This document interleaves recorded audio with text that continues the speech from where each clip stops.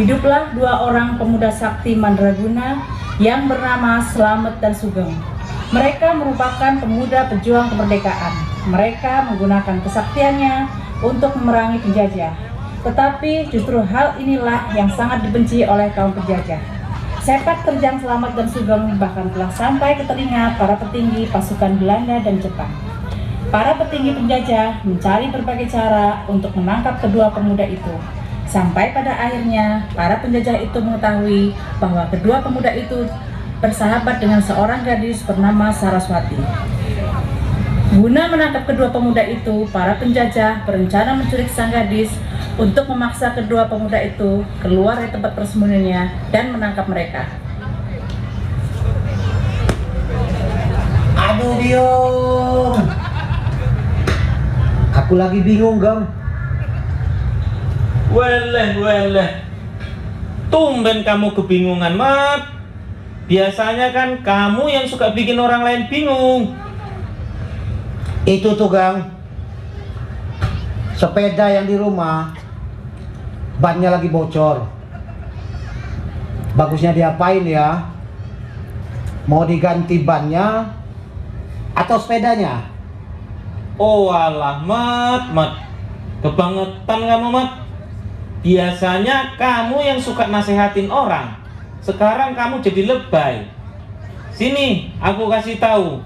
Kalau cuma bannya aja yang bocor, ngapain sepedanya diganti?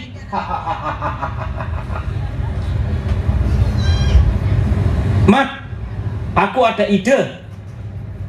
Ide opo? Paling-paling ide nggak jelas mana.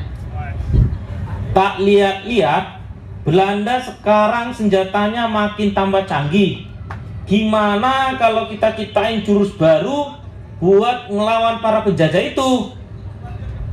Ide bagus. Tumben otakmu encer. Kesambet di mana tadi?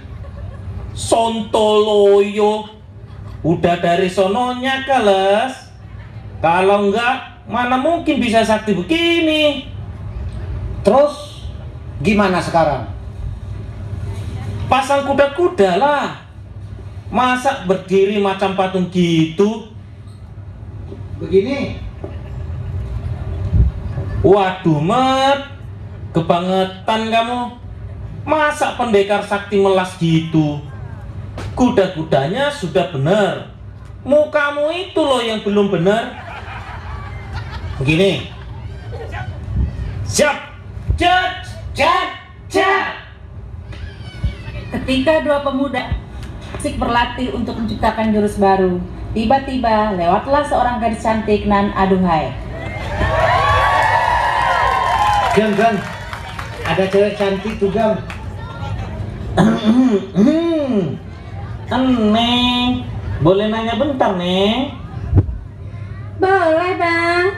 Emang Abang mau nanya apaan sih? Nama Neng siapa? Kalau nama Abang Slamet Neng. Saraswati Bang. Uy, nama seorang bidadari. Pantesan selama ini belum pernah ketemu kamu. Ternyata bidadarinya baru turun dari genteng. Kalau Abang itu siapa? Masa depan kamu, Neng. Kalau Abang perhatiin Neng, kok Neng ada yang aneh ya? Aneh gimana Bang?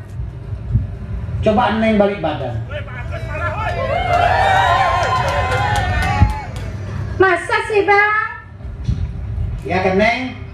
Baru Abang tahu kalau bidadari ada juga yang nggak bersayap. Abang bisa aja Udah, Mep. Gantian kenapa? Neng, Iya Bang.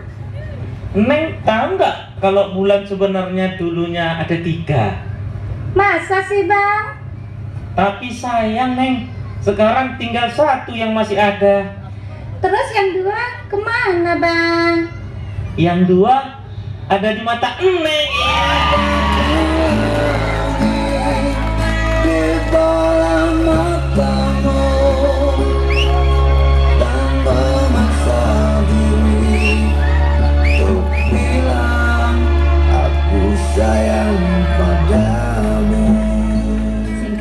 ternyata sejak pertemuan itu mereka bertiga semakin akrab.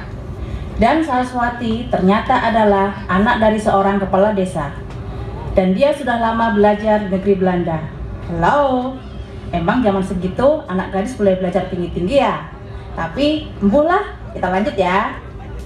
Tanpa mereka sadari, persahabatan mereka diketahui oleh dua petinggi pasukan penjajah, yaitu Tuan van der Beek dari Belanda dan Kapten Henimoto dari Jepang. Kedua perwira penjajah itu bekerja sama ingin menculik Saraswati untuk bisa menangkap Sugeng dan Slamet. Tuan, salah. Tuan, di sini panggungnya. Tapi ternyata kita kelewatan. Kenapa kamu tidak bilang kalau di sini panggungnya? Mau buat saya malu? Waduh, kok saya jadi yang salah ya? Memang harus. Sudah aturannya seperti itu. Memang ada ya Tuan? Iya pasti ada. Aturan ada 2 pasal. Kamu harus ingat. Apa itu Tuan? Pasal 1, Tuan Bos selalu benar. Tuan Bos selalu benar. Iya, saya akan ingat itu. Pasal 2, kalau bos salah, kamu harus kembali ke pasal 1. Gitu ya Tuan. Siap Tuan, saya paham. Bagus. Saat bos dan pengawal itu sedang asik bercakap-cakap, datanglah Kapten Henimoto dan pengawalnya. Ngomong-ngomong, kenapa suasana gelap sekali? Apa mati lampu? Aduh Kapten, maaf kacamatanya Tuan. Apa? Yang jelas bicara. Maaf Kapten, kacamatanya tolong dilepas. Ini kan malam, masa pakai kacamata hitam ya, jelas gelap. Hei Kapten, bagaimana kabarmu? Bagaimana rencana kita menculik itu perempuan yang bernama Saraswati buat menjebak 2 kutu kopret itu? Begini Tuan, menurut penyelidikan anak buah saya, perempuan itu kalau sore sering pergi ke hutan mencari kayu bakar bersama teman-teman perempuannya. Itu kesempatan kita untuk menculik itu perempuan. Kalau begitu, kita susun rencana untuk eksekusi penculikan. Sementara itu, pada keesokan di sore hari, Saraswati dan teman-teman pergi mencari kayu bakar di hutan. Lulusan sekolah Belanda, kok nyari kayu bakar di hutan sih? Dan saat mereka sedang asik bersenda gurau sambil mencari kayu bakar, tiba-tiba muncullah Tuan van der Beek dan Kapten Henimoto menghadang mereka. Tuan, itu yang namanya Saraswati Tuan. Apa betul kamu Saraswati? Betul Tuan, ada apa ini? Kamu orang kenal Sugeng dan Slamet si kutu kopret itu? Iya Tuan, mereka berdua teman-teman saya. Kalau begitu, kamu orang harus ikut saya ke markas saya. Pengawal, Siap Tuan. bawa dan ikat orang ini.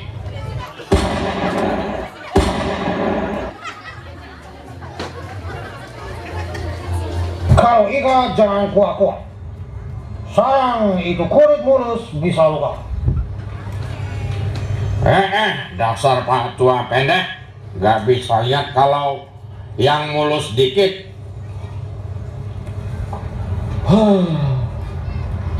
Pengawal, Siap. bantu ikat dia. Siap Tuan. Siap Kapten, ikat orang ini pakai tali apa? Ini pakai kumis saya. Pakai tali. Siap Kapten. Tolong ampun Tuan, jangan bawa saya. Jangan bawa saya Tuan. Tuan, kita juga mau dong kalau diculik. Iya Tuan, masa cuma Saraswati aja yang diculik? Boleh kalian? Hello, murah di ongkos, kalas. Akhirnya Saraswati ditangkap dan disekap dalam markas Belanda oleh Tuan Van der Beek dan Kapten Henimoto beserta pengawal-pengawalnya. Sementara itu, teman-teman Saraswati segera berlari melaporkan hal tersebut kepada kepala desa. Dan kepala desa mengadakan pertemuan dengan para pemuda termasuk si Slamet dan Sugeng, serta menyusun rencana penyelamatan Saraswati. Pak Kades, Pak Kades, Saraswati diculik. Apa? Iya, Saraswati diculik. Saudara-saudara sebangsa dan setanah air, saya mohon bantuan kalian semua untuk menyelamatkan putriku Saraswati. Apa kalian setuju? Laksanakan, Pak. Aku tugaskan Sugeng dan Slamet memimpin operasi pembebasan Saraswati. Siapa? Interupsi. Habis operasi ini, boleh nggak Pak kalau saya nikahin anak Bapak? Parah kamu, Gong. Modus mulu. Dan mereka menyusun pembebasan Saraswati dan memutuskan menyerang markas Belanda pada malam harinya.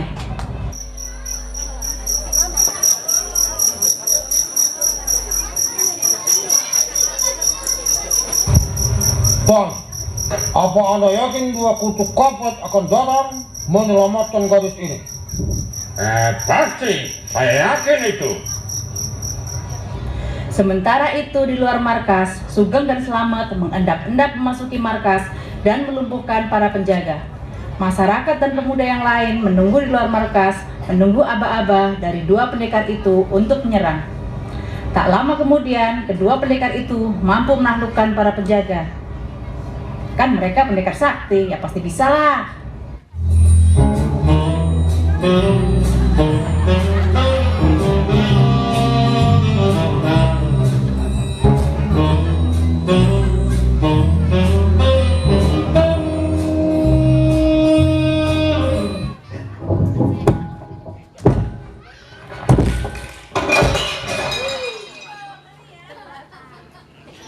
Dasar company, bebaskan si Neng. Bebaskan dia. Langkahi dulu mayatnya. Kok jadi aku yang harus dilangkahi? Tolong aku Slamet, tolong aku Sugeng, lepaskan aku.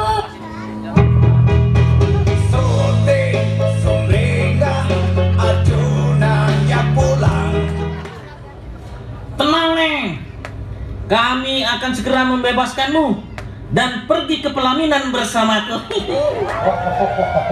Dasar kutu kompet, ketua kompet, gak ada satu. Kalian sudah masuk ke dalam perangkap kami.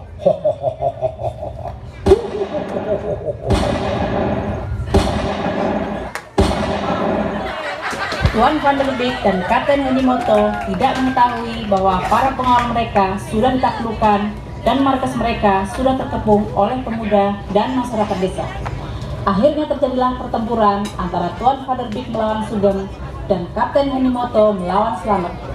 Kemenangan ada di pihak Sugeng dan Slamet, dan kedua penjajah itu pun tewas. Saraswati pun dapat diselamatkan. Sejak saat itu, desa mereka aman dan damai dari penjajah. Karena kesaktian kedua pendekar itu, Sugeng dan Slamet menjadi orang yang paling ditakuti oleh para company. Alkisah pada zaman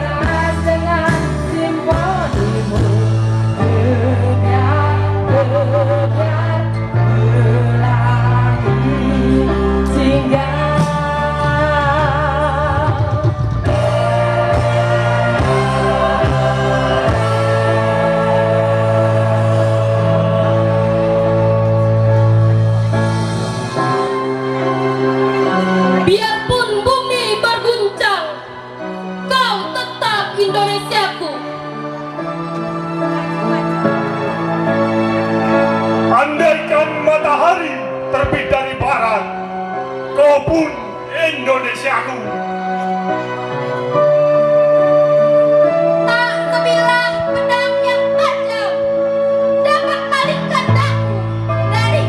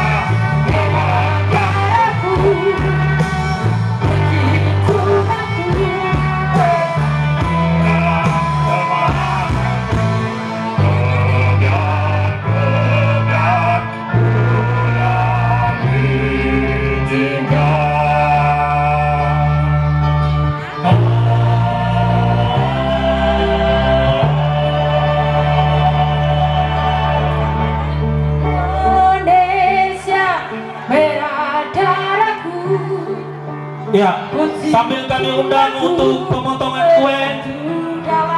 kue HUT RI yang ke-75 kepada Bapak Ketua RT 01 serta penasehat untuk maju ke depan mengarahkan kue HUT RI dan didampingi oleh Pak Sektor Bapak Helmi Haris beserta dengan Ketua RW Pak Cunditra. Silakan Bapak.